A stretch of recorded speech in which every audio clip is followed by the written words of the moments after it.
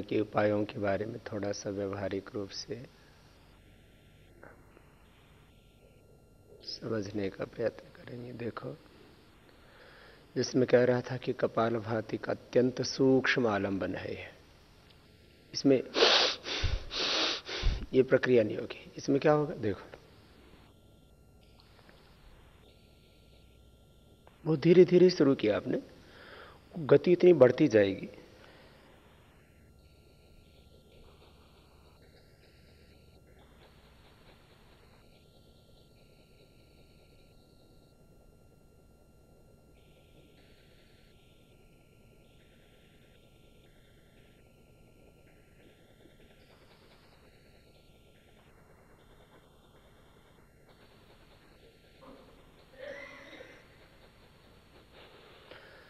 ऐसे करते करते करीब आप 50 से 60 बार ऐसे कर पाएंगे। फिर थोड़ा एक लंबा श्वास ले लिया, सहज, ऐसे नहीं, ऐसे नहीं, ऐसे, फिर छोड़ दिया।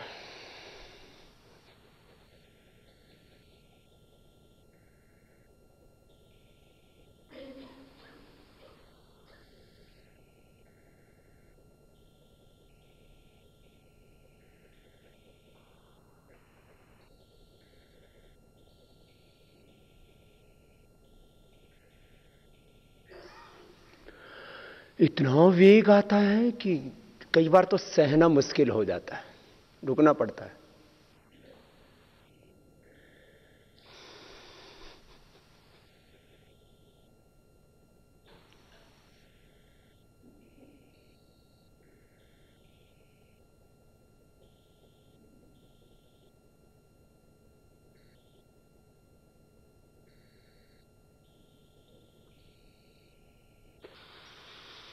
मेरे सामने तो साउंड सिस्टम भी लगा है, अभी ध्वनि नहीं जा रही है बाहर, कोई बहुत सामान्य ध्वनि होती। और ये तो एक प्रक्रिया हुई। ऐसे ही दीर्घ और सूक्ष्म आलंबन का जहां तक प्रश्न है, तो इतना सूक्ष्म होता है, और माथे से लेकर आंखों से लेकर के चेहरे पर, हृदय मंडल में, उदर मंडल में, कहीं पर कोई तनाव नहीं होता, सहज।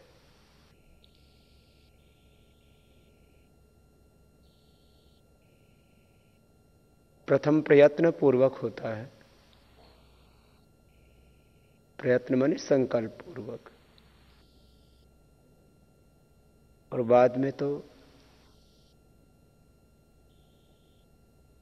पता ही नहीं लगता श्वास चल रहा है कि नहीं चल रहा, इतना सूक्ष्म हो जाता है।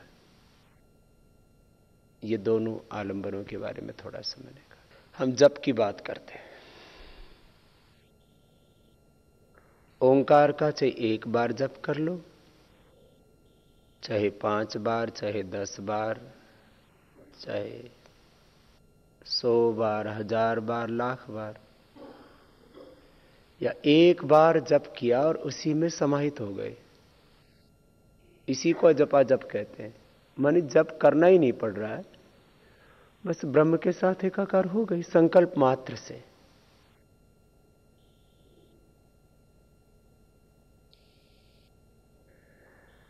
फिर उस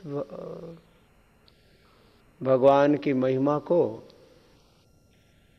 अनुभव करते रहे, विराट रूप में भी, समष्टि रूप में भी, और सूक्ष्म रूप में भी। प्रभु तो ही तो ही तो इसी को ओम तत्सत कहा है गीता में। प्रभु आप ही पूर्ण सत्य है, आप में ही सब कुछ है, आपसे ही सब कुछ है, आपका ही सब कुछ है। इसी को यतो वा इमानि भूतानि जायन्ति येन जातानि जीवन्ति यत् प्रयन्ति अभिसंविशन्ति तद् विजिज्ञासस्स तद्ब्रह्मेति। उपनिषदों में अलग अलग तरह से वेद के मंत्रों में भगवान की इस महिमा को गाया गया। तो ये भगवान की भगवत्ता हमारे भीतर उतरने लगती है, तो संकल्प मात्र से भी हमारा ध्यान हो जाता है। ये जप आदि हमारी सब मदद करते हैं, चाहे वो ओंकार का जप है, चाहे गायत्री का जप है। तो ये इसकी अलग अलग भूमियां हो गई। और फिर धीरे धीरे मैंने कहा ना, ये प्रकाश बढ़ता जाता है। प्रकाश में जीना अपने को, चाहे वो दीपक का प्रकाश हो, चाहे वो सूर्य का प्रकाश हो। अंधेरे में नहीं जीना एक क्षण के लिए भी। ये है योगी का जीवन। एक क्षण के लिए भी हमें अज्ञान में नहीं जीना, अविवेक में नहीं जीना, संशय में नहीं जीना, प्रमाद में नहीं जीना, क्लेशों में नहीं जीना, विकारों में नहीं जीना। एक क्षण के लिए भी हमें अशांति में नहीं जीना। अशुभ का स्वागत करना ही नहीं है। अशुभ आया तुरंत रिजेक्शन।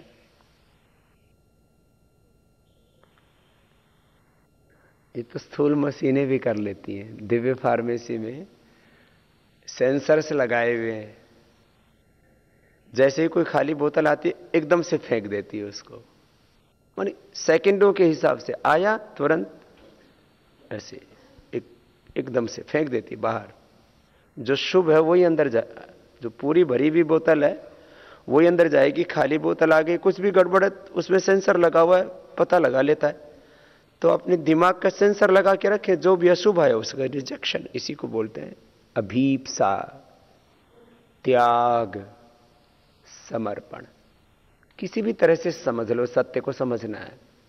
अभीप्सा माने केवल एक भगवान की ही चाह, और जिस जिसमें भगवत्ता है उसकी चाह।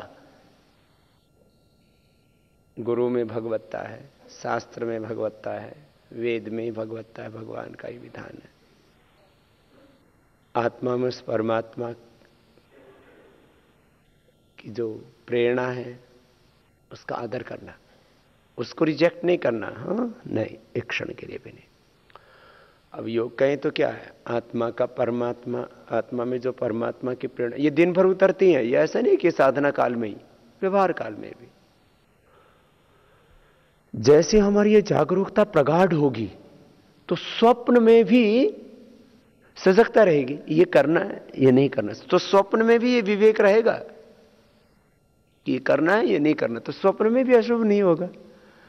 जैसे स्वप्न में भी कुछ अशुभ हो जाता है ना तो दुख होता है। फिर अरे मैं तो ऐसा नहीं था, रात को मैंने क्यों मारा।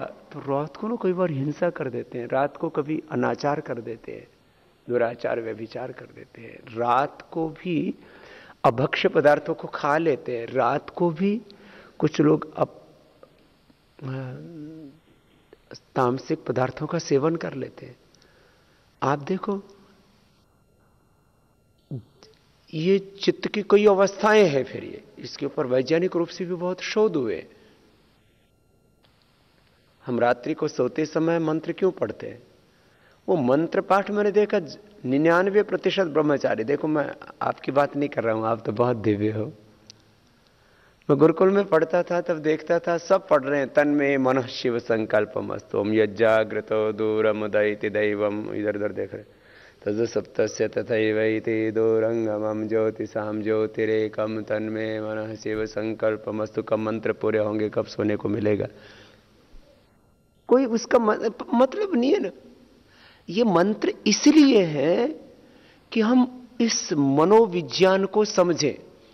मैं जब छोटा था ना, करीब 9 साल का, 9-10 साल का था, तब मैंने पढ़ी थी मनोविज्ञान और शिव संकल्प। आप लोगों को भी दियो पुस्तक। हमने तो ढूंढ के पढ़ी थी। एक बाबा जी से मतलब वो बाबा जी बड़े कंजूस थे मतलब हैं बड़े कंजूस है। तो हमको वो पुस्तक जो है उन्होंने कहा देखो पढ़ करके तुरंत दे देना, और फाड़ दी तो पैसे लिख जाएंगे। तो चुपचाप उनसे लेके, क्योंकि हमारे पास पुस्तक खरीदने के लिए पैसे तो थे नहीं, तो हमने तो पुस्तक ली और फिर पढ़ करके वापस दे दी। और मैंने आप लोगों को दी हुई है, मुझे लगता है सबने पढ़ी ली होगी। उस पुस्तक को कोई पढ़ लेगा ना तो उसको तो मनोविज्ञान पूरा समझ में आ जाएगा। इतना महर्षि दयानंद की परंपरा में यदि योगियों को गिना जाए तो उसमें एक योगी थे स्वामी आत्मानंद जी महाराज। ये उनकी लिखी हुई पुस्तक है और उनकी अनुभूतियां हैं इसके अंदर। यहाँ यमुनानगर में उन्होंने गुरुकुल भी चलाया। आचार्य राजकिशोर जी उस गुरुकुल में आचार्य थे कल तक। बड़ा प्रेम था हमारा भी उनके साथ। जब से हम हरिद्वार आए तब से करीब 22-23 सालों से, लेकिन वो नहीं रहे क्योंकि शायद उनको हृदय गति अवरुद्ध होने से शरीर पूरा हो गया। देखो मुझे इससे भी कष्ट होता है। ब्रह्मचारी को हार्ट अटैक नहीं होना चाहिए 100 साल तक कम से कम। उसको पहले तो कोई बीमारी नहीं होनी चाहिए। अब उनको शुगर भी हो गई, हार्ट अटैक भी हो गया, राजीव भाई की तरह। ब्लड प्रेशर भी हो ही जाता है फिर ऐसे को। ब्रह्मचारी का शरीर भी आदर्श होना चाहिए। अब आप किसी को जेनेटिक हो जाए तो हो सकता है, ये इसमें प्रारब्ध है, तो भी उसको हम योग शक्ति से नियंत्रित कर सकते हैं। ब्लड प्रेशर को भी, शुगर को भी और हृदय रोग को भी।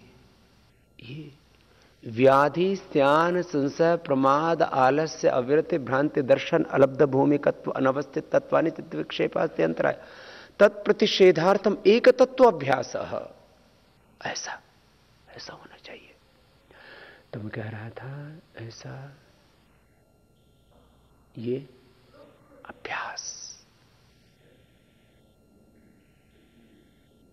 तो दिन भर योग आत्मा में परमात्मा की प्रेरणाओं का योग, वेद के साथ में हमारा योग, गुरु के साथ शास्त्र के साथ में हमारा योग। फिर योगी का जीवन कैसा होता है? एक क्षण के लिए भी मन में कोई अशांति नहीं, प्रतिक्रिया नहीं, अहंकार नहीं, विकार नहीं। अब ये निषेध को हजारों शब्दों में कहा जा सकता है, निषेध को हजारों शब्दों में, और शुभ को भी हजारों शब्दों में कहा जा सकता है। अहिंसा, सत्य, अस्तेय, ब्रह्मचर्य, अपरिग्रह, शौच, संतोष, तप, स्वाध्याय, ईश प्रणिधान। शुभ है, ज्ञान है, पुरुषार्थ है, पराक्रम है, सत्य है,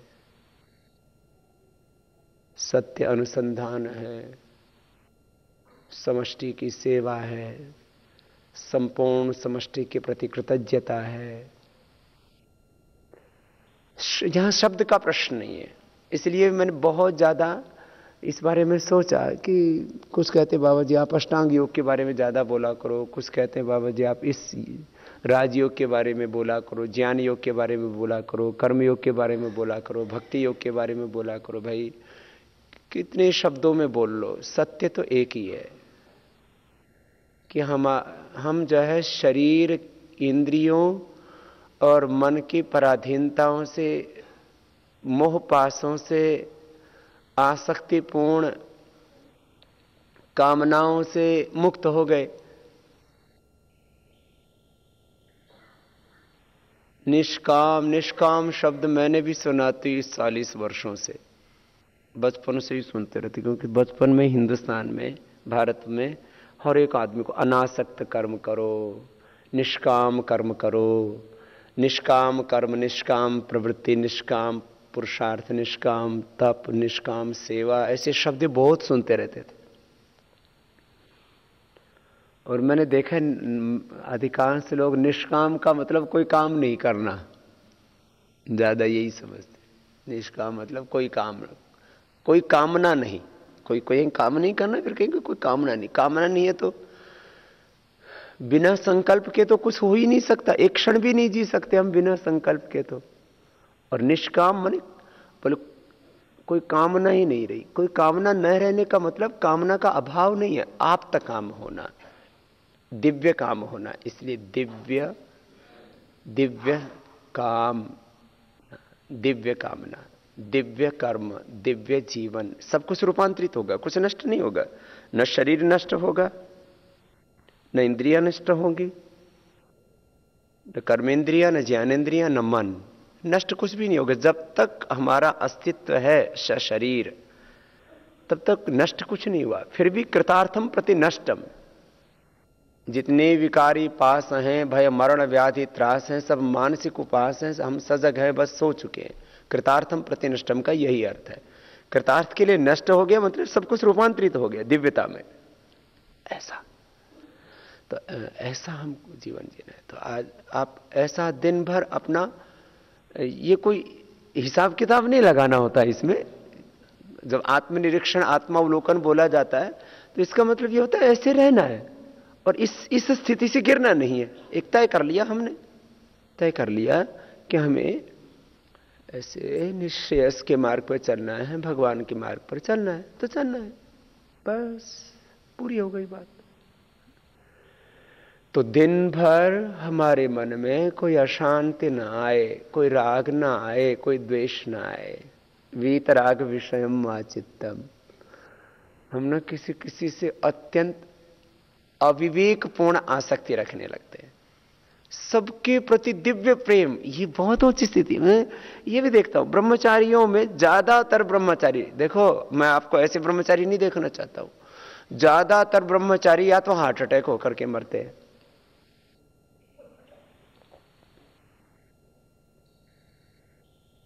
या फिर उनको कुछ ना कुछ गड़बड़ हो जाती है। क्यों?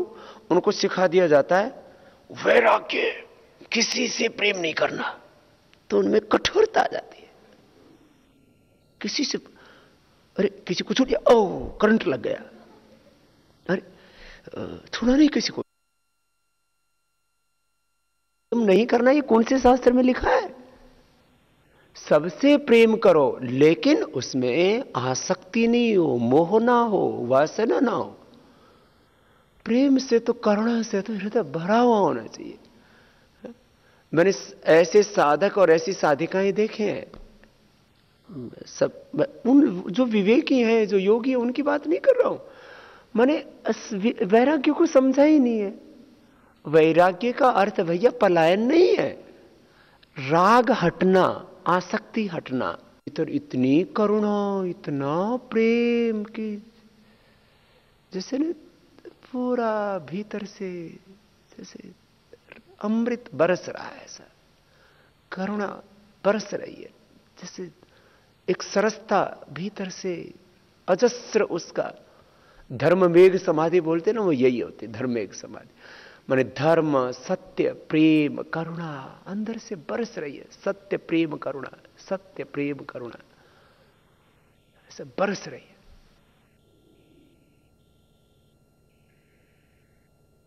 और उसमें इतने दिव्य प्रेम, दिव्य प्रेम, इसमें आसक्ति नहीं, रत्ती भर भी आसक्ति नहीं। उसमें चाह नहीं कोई कि मैं इसको छूऊं, कि मैं इसकी गोदी में बैठूं, कि इसको अपने गले से लगाना, ये छूना, ये तो ये आसक्तियां, ये तो इससे भी परे एक स्थिति है। और यदि गुरुजन, माता पिता अपने बच्चों को उस रूप में भी प्रेम करते हैं तो उसमें आसक्ति नहीं होती, रत्ती भर भी उनमें इतनी दिव्यता होती है, भरा हुआ होता है प्रेम से, करुणा से हृदय। ऐसा तो ऐसे दिव्यता होनी, सारी सृष्टि पूरे अस्तित्व के प्रति कृतज्ञता, प्रेम, करुणा, ऐसा। तो ऐसा साधु होना चाहिए, ऐसा साधु होना चाहिए, ऐसा साधु। उसको फिर कभी हार्ट अटैक हो ही नहीं सकता। और यदि कोई जेनेटिक रीजन से उसको ऐसा शरीर में दुर्बलता है तो भी 100 साल तक जिएगा वो, और उससे पार निकल जाएगा। फिर उसको कुछ योग साधना के दूसरे उपाय तो करने ही पड़ेंगे। शरीर के जो मूल आधार है, आहार, निद्रा, श्रम और संयम, इनको छोड़ना नहीं है। ये कहीं ना कहीं अपूर्णताएं आती है अपने जीवन में, ये अपूर्णता नहीं आनी चाहिए। तो इतना प्रेम भौतिक रूप से गुरु उसमें सर्वोच्च स्थान पर होते हैं, आध्यात्मिक रूप से भगवान सर्वोच्च स्थान पर होते हैं। और फिर भगवान की भगवत्ता का सब में दर्शन किया, ये है फिर ये व्यवहारिक रूप से जो है भगवान का प्रेम हमारे जीवन में उतरता है। तो ऐसे सबको जीना है कि पूरे समष्टि के प्रति कृतज्ञता, एक तरफ वैराग्य की पराकाष्ठा और एक तरफ फिर प्रेम की पराकाष्ठा, करुणा की पराकाष्ठा, कृतज्ञता की पराकाष्ठा, ऐसे पूरी दिव्यता। ऐसा ये तो दिन भर हमारा हृदय ऐसे कृतज्ञता से भरा हुआ हो, प्रेम से, करुणा से भरा हो, कोई राग द्वेष नहीं ऐसा। और दूसरा फिर जो सामर्थ्य बुद्धि का, इंद्रियों का, मन का, शरीर का, पूरा सामर्थ्य सेवा में लगा दिया। पढ़ना पढ़ाना भी सेवा है, खेती व्यापार व्यवहार, जो भी संसार में हम भगवान ने हमें जिस कार्य के लिए नियुक्त किया हुआ उसमें पूरे खो गए।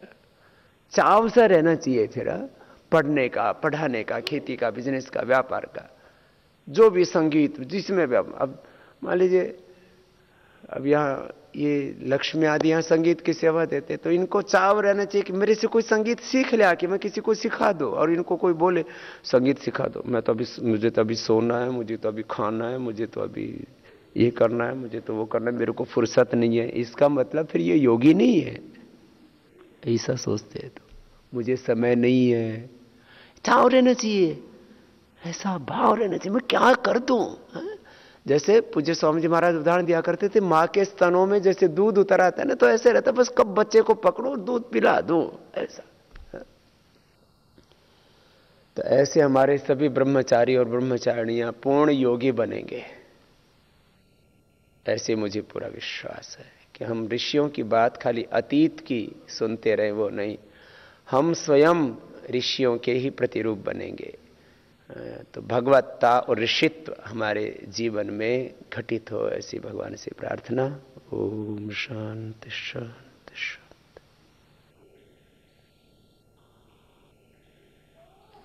ओम